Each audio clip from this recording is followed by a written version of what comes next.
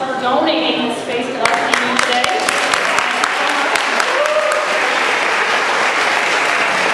And we're walking in. Here's Bill Morrell. Bill Morrell is running around. Somewhere, Bill Morrell has done a great job making sure all the bagging and secret stuff, all the paperwork is done. So thank you, Bill. John today. Ivory Gwen, I stand up.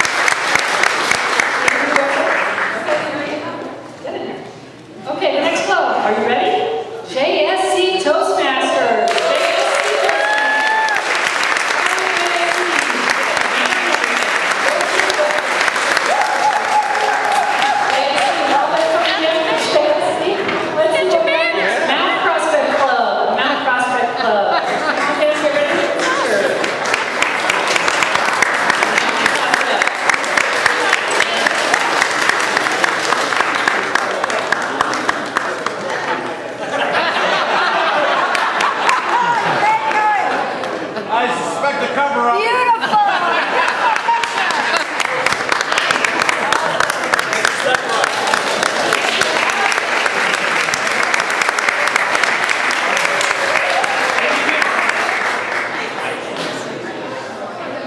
Now prospects, 219 Toastmasters is next. Where's Joe Moore? 219. I'm just not prospect.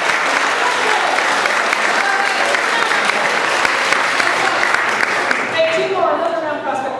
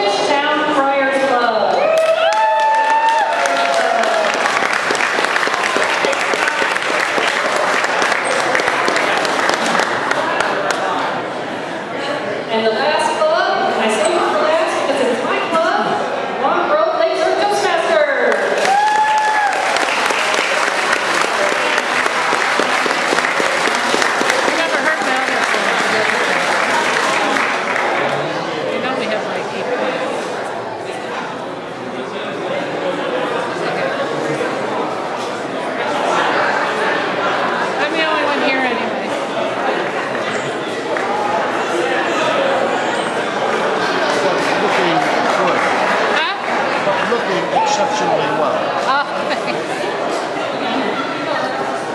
You know what? I might need help getting these out. Here, okay.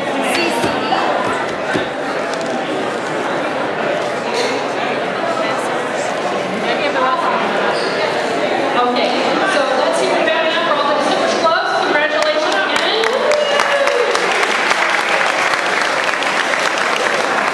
And just quickly before I turn it over to Don, I want to make one quick announcement. Hey! How about clap one time if you can hear me? Clap one time. Clap two times. Clap three times. Really? Okay, so just real quickly, you see all the photographs that are up here. We're taking photographs from our professional photographer. These are your pictures to take. Jose, feel free at the end to peruse pictures from the spring conference and take the ones that you want. And these will be available at the next event. And let me bring up now John Weston, Lieutenant Governor Marketing, Lieutenant Governor of Education, and Training elect.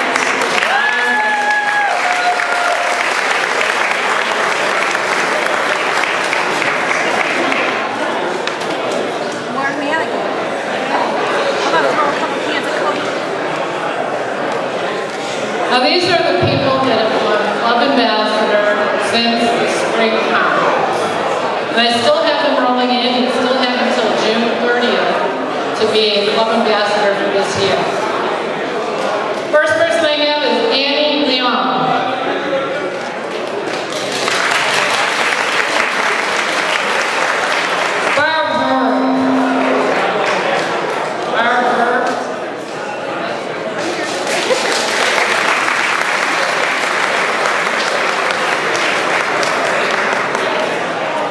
Chris Davis.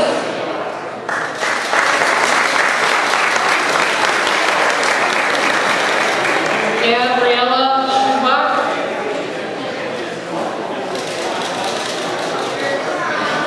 Garrett Gray.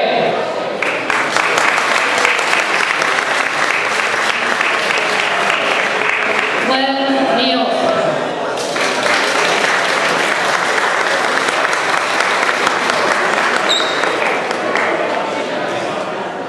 James Hall.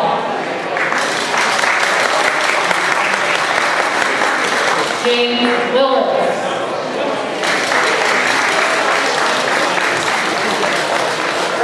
Joel Mitchell.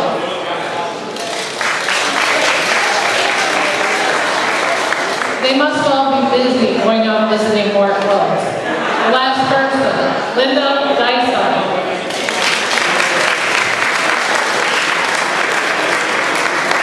So congratulations to everyone. One big more applause. Thank you, Don. Great job. You have your chance to walk the red carpet again at the fall conference, so make sure to get those awards, get your senior status very early, and you have a chance to walk the red carpet in your star at the fall conference. And now at this time, we're going to bring up back to the red carpet, Lance Miller.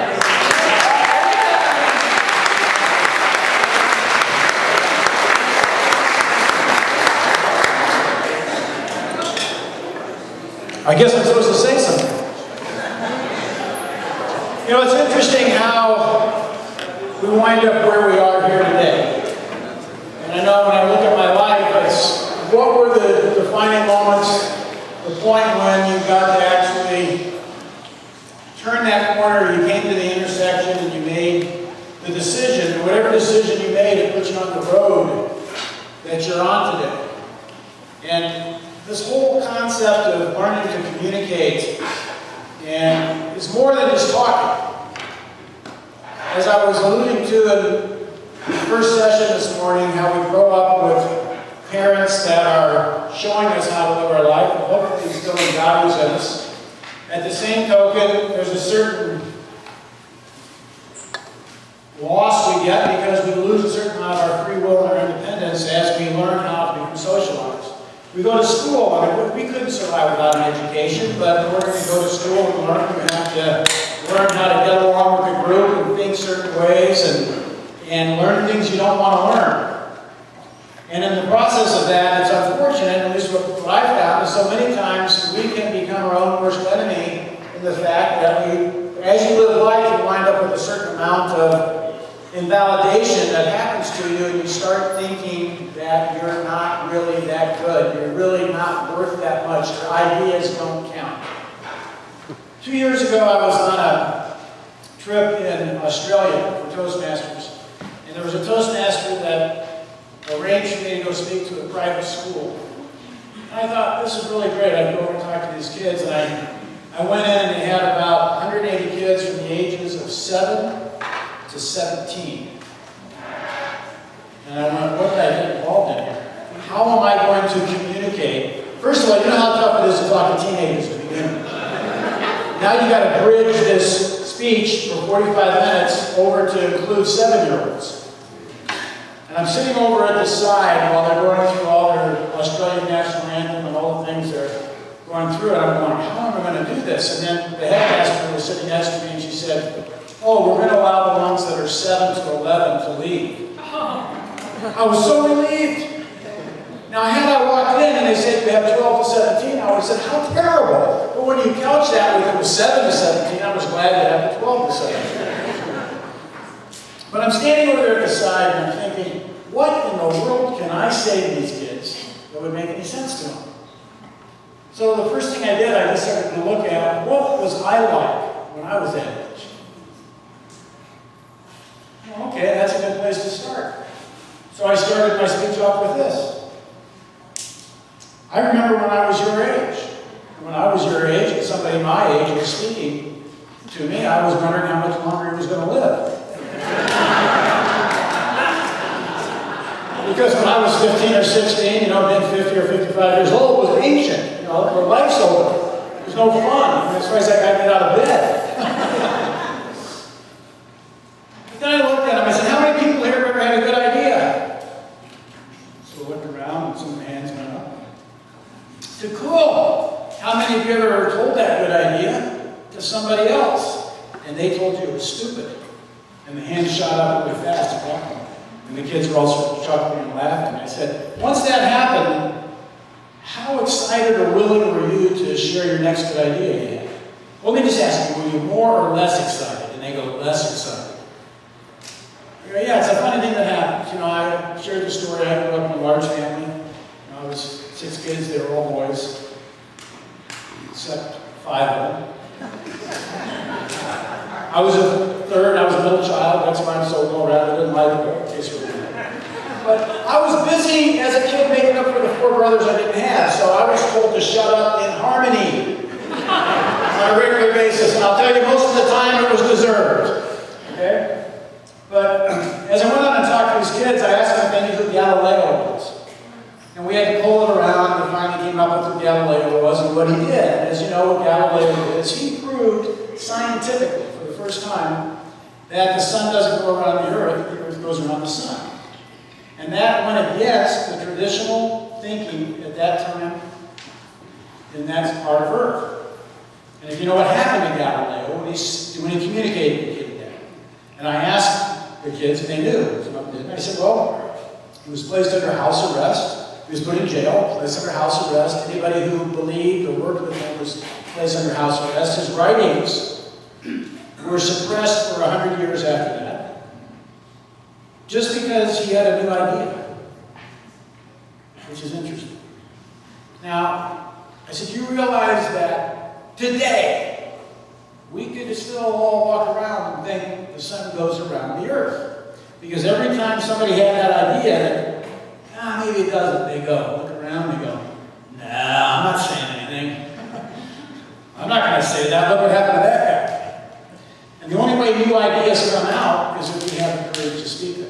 And when we speak new ideas, a lot of times the established thinking gets disturbed and people attack us in different ways along the process. Now that can happen in our families, it can happen in our friends and communities. My wife is an urban nutritionist and she is off the charts sometimes with nutritional and health issues that I think they're not any way on standard thinking. And what will happen 10 years later, the study comes out. What she was saying was absolutely the truth. And, you know, being a loving and subservient husband, I learned to just be quiet and say, yes, dear. You know? Because there's times I go, you gotta be kidding me. And then 10 years later, that'll come out to actually be the fact. But I can remember we'd be with people and she would be talking about some fact that, you know, raw food was the best diet, or there was some nutritional aspect that was going on, or they're streaking the skies, or fluorescent light bulbs are putting some sort of electromagnetic field in the area or something. And I'm like, oh, come on, these have been around forever. And all of a sudden, some study comes out and talk about how traditional fluorescent light bulbs drain all the vitamin D out of the body or something. But when that gets communicated and there's nothing to verify it can be a challenging thing in life. But what I know is if we don't communicate our ideas, if we don't say what we really feel, we don't really move forward in life. And that's the big thing that I have got through this experience. When I was working for Nestle back in the 1980s, back when all my movie examples were being shown on the big screen, back before cell phones, personal computers, and probably a myriad of other things. It's hard to, most of it, I think a few people in this room can remember back. You know, when I was having to learn, what was it, Lotus. Remember Lotus?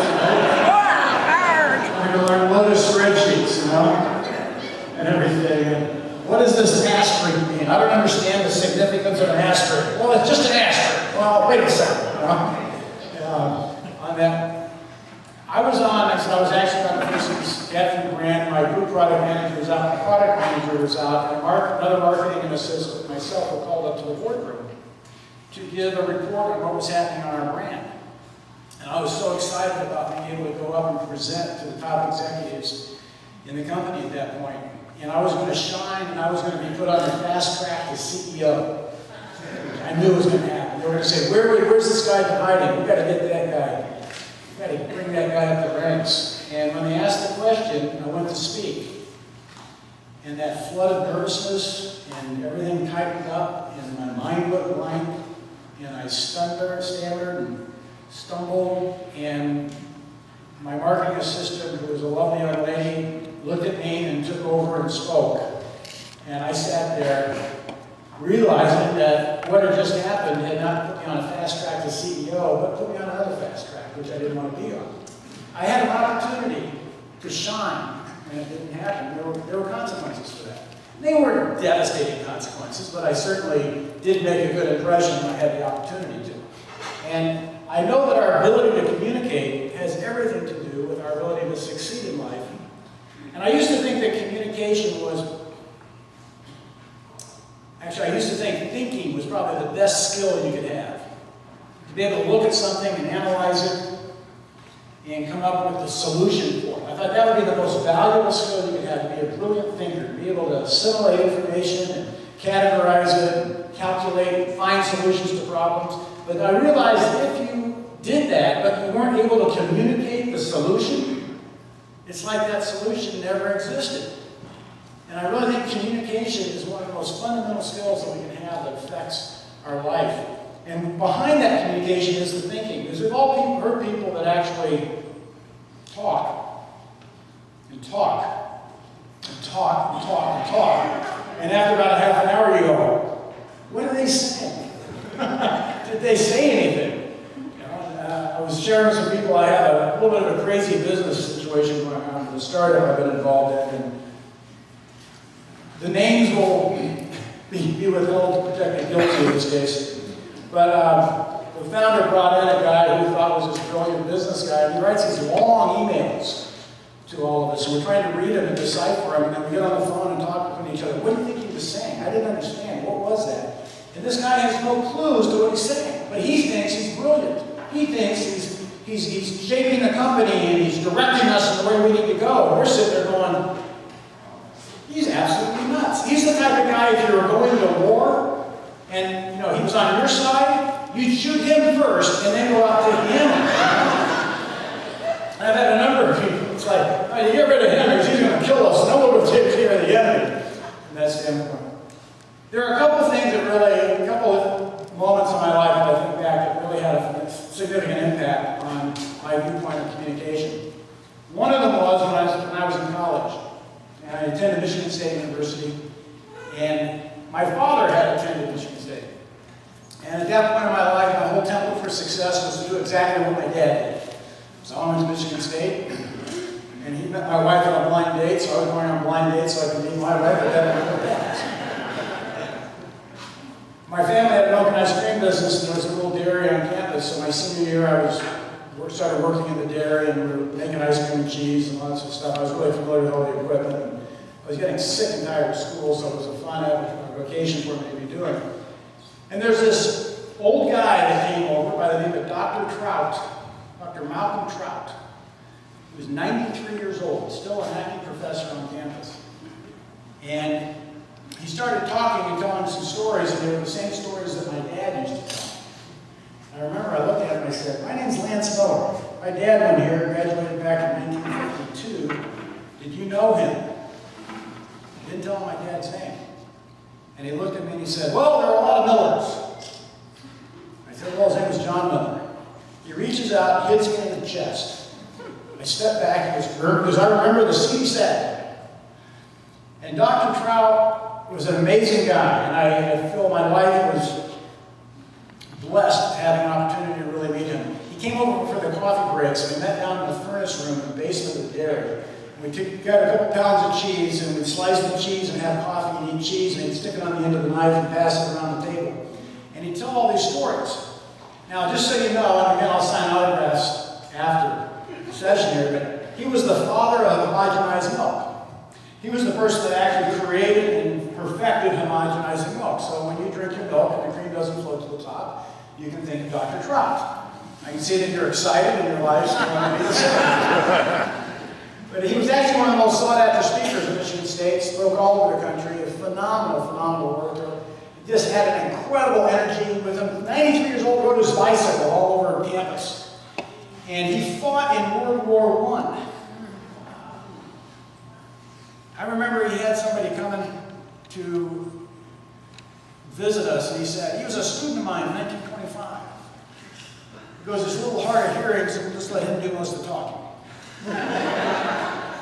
But he told me that at some point during World War I, he was in France, and right towards the end of the war, all the Allied forces there was some parade ground, and the majority of the Allied forces were there, all the brass was there and stuff, and he was a private. He was selected as a private to address the Allied armies. Holy smokes, he's telling me the story, and I go, "What'd you say?" And I'm thinking, what would you say if you're sitting there defeating a fascist government that's trying to take over the world, and you're fighting to defend freedom, and you stand up and say that we're here, we're proud to be here, and defending freedom, and this is, carrying basically the good fight, and this is what it means to be an American? That's what I'm thinking. And he looked at me and he said, "Oh no, Lance, you have an opportunity like that, you tell them what you feel." I told those generals how they'd screwed up. I told them what it was like to be in the trench and have to fight. I told them how it had ruined several people's lives. I told them there was a lot of irresponsibility to allow this to happen. That's what I told them. And that took me by such surprise, because I thought I would have tried to have said the right thing, that other people would have said that was the right thing. And what I realized he said resonated with me to this day, that he said what he felt, which was the right thing to say, and which was the truth that he said. Later on, and I've shared this story where I first joined Toastmasters, and I was finding out what the World Championship of Public Speaking was. Roberta Perry, past international director now, said, "Well, that's like you have 5 to 7 minutes to speak to the world." And I really knocked me back, because I was going, what would I say? And I remember that story of Dr. Trout. He didn't speak to the world, but he spoke to a significant group of people, making a significant message. And the fact is, we never have the opportunity to speak to the world. That doesn't exist. I kept thinking how cool it would be if there was some ultimate reality TV show. You combine Survivor and American Idol and The Voice, and America's Got Talent, and the winner is this person that speaks to the world, And all the TV sets are set on one channel, and soccer stadiums in here full of people watching some big screen TV set, and goat herders in Africa are huddled around the satellite TV dish, and for 7 minutes, one human being gives a message to the rest of the world. What would you say? And I would just ask you right now, what would you say that would change the course of history of mankind? It would make a difference to every human being on earth. Some of you want to know what I would say. If you're like me, you're going, I'd say, somebody else say something. I don't know what to say. And that's where I started on this thing. I don't know what to say. And the fact is, to the degree we define ourselves, to the degree we think, to the degree that we have values, we know we stand for something. There have been great songs written about this, about you better stand for something, you're going to fall for anything, and all sorts of things that come up, but it's true. If you don't know what you believe in, if you don't stand up for what you believe in, somebody else is going to control you at that point.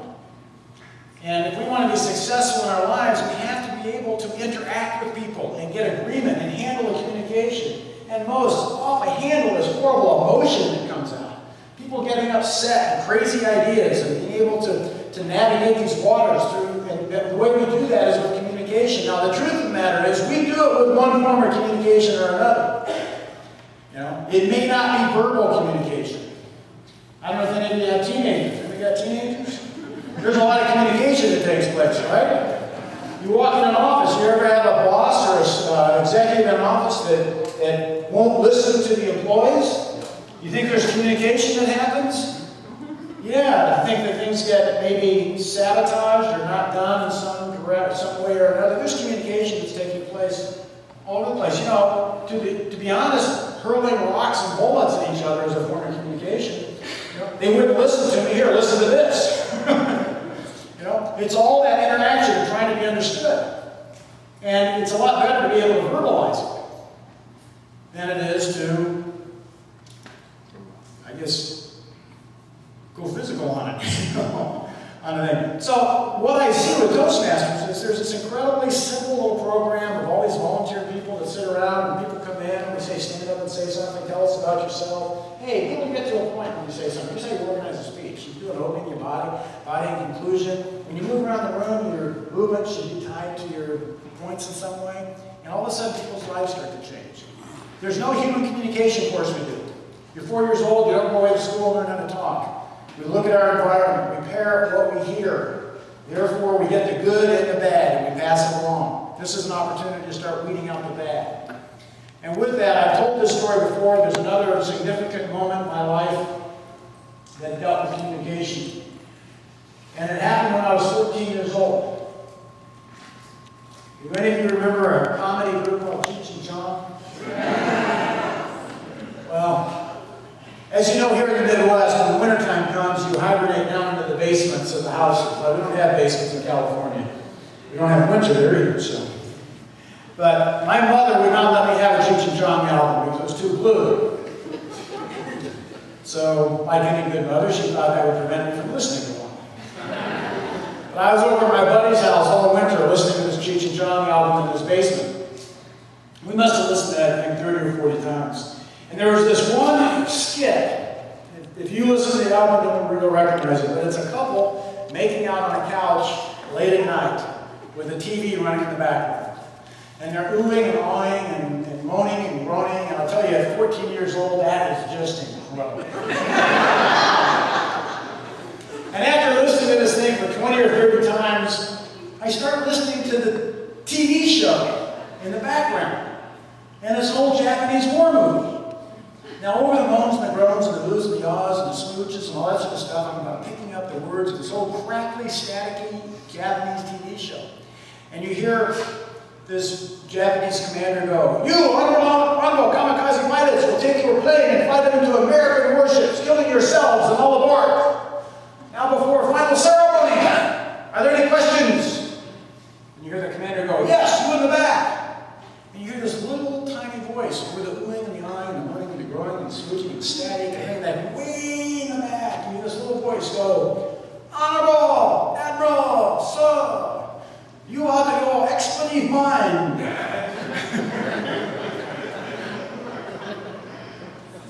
I'm 14, and I'm thinking, incredible. Here, Cheech and Chong, everything I was told about was that these guys are horrible. They talk about dope, pot, all this sort of stuff. And they're brilliant in the fact that what do they put in their album? The fact It's the fact that a commander stands up and tells somebody to fly his airplane into a warship, throwing themselves all aboard and honorable, and this guy says, "You out of your expletive mind." I'm 14 years old. Now, I'll let you know, that was more than 10 years ago for me. I still remember that. Because I remember at that time thinking, what if? What if we have the ability to stand up when people tell us to do crazy things? Be it at work, or be it at family, or be it politicians, or whatever. Tell us to do straight crazy things. Tell us to hate other people. Tell us that other groups are horrible and we should kill them and we should, destroy them in some way. And we have the strength to stand up and say, honorable whoever, you out of your expletive mind. I can think for myself. I can talk to those people. They're human beings like I am.